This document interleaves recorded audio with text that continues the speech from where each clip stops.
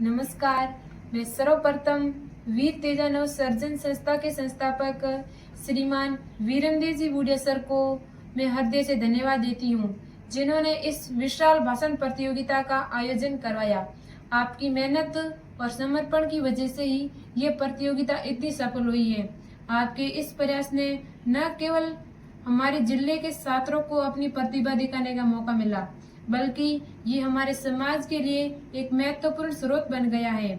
एक बार मैं फिर से आपको इस महान कार्य के लिए बहुत बहुत धन्यवाद देती हूँ।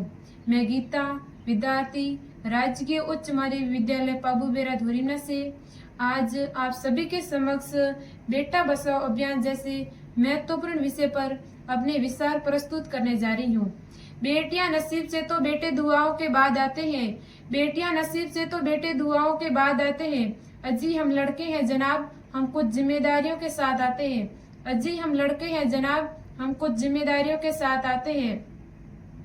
हमारे समाज में बेटियों को बचाने और उनके अधिकारों की रक्षा के लिए बेटी बचाओ बेटी पढ़ाओ जैसे कई अभियान चलाए जा रहे हैं, जो निसंदेह सराहनीय है। इसके साथ ही हमें ये भी सोचना चाहिए कि समाज में बेटों को भी एक सुरक्षित और संस्कारी वातावरण की आवश्यकता है। बेटियों की तरह ही बेटों को भी एक संस्कारी वातावरण की आवश्यकता है। इसलिए बेटा बचाओ अभियान समय की मांग है। अब आप सोच रहे होंगे कि बेटों को बचाने की आवश्यकता क्यों है। हम अक्सर देखते हैं कि समाज में सफलता का बेटों पर अत्यधिक दबाव डाला जाता है। उनसे उम्मीद की जाती है कि वे पढ़ लिख कर एक ऊंचे ओहदे पर पहुंचे, परिवार की आर्थिक जिम्मेदारी निभाए, हर स्थिति में वे मजबूत बने रहे। उनसे भावनाओं को व्यक्त करने की अपेक्षा नहीं की जाती। परिणाम स्वरूप वे मानसिक तनाव, अवसाद, असुरक्षा का शिकार हो जाते हैं। बेटों को संस्कार दो, समाज खुद संवर जाएगा। बेटों को संस्कार दो, समाज खुद संवर जाएगा। इसके अलावा आज के समाज में झूठे आरोपों के कारण कोई निर्दोष बेटों का जीवन बर्बाद होता जा रहे हैं। ऐसे मामलों में उन्हें सामाजिक तिरस्कार, मानसिक प्रताड़ना का सामना करना पड़ता है।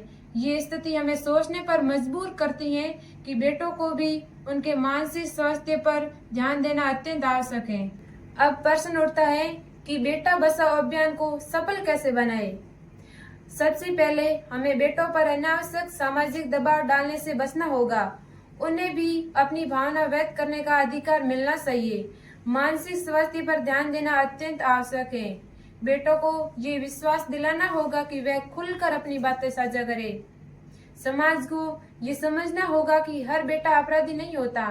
झूठे आरोपों के कारण उनका भविष्य नष्ट न हो, इसके लिए निष्पक्ष जांच और न्याय होना चाहिए। साथियों, जिस तरह बेटियां समाज का गौरव है, उसी तरह बेटे भी हमारे भविष्य का आधार है।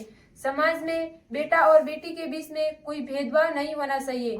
यदि हमें एक सुरक्षित और स्वस्थ समाज का निर्माण करना है, तो बेटों को सुरक्षा और संवेदनशीलता की आवश्यकता है। अंत में मैं बस यही कहना चाहूंगी कि बेटा हो या बेटी, दोनों ही समाज की धरोहर हैं। दोनों को समान अधिकार मिलना चाहिए। आइए हम सब मिलकर बेटा बचाओ अभियान को सफल बनाएं और समाज में बेटा और बेटी के बीच समानता का संदेश फैलाएं। धन्यवाद।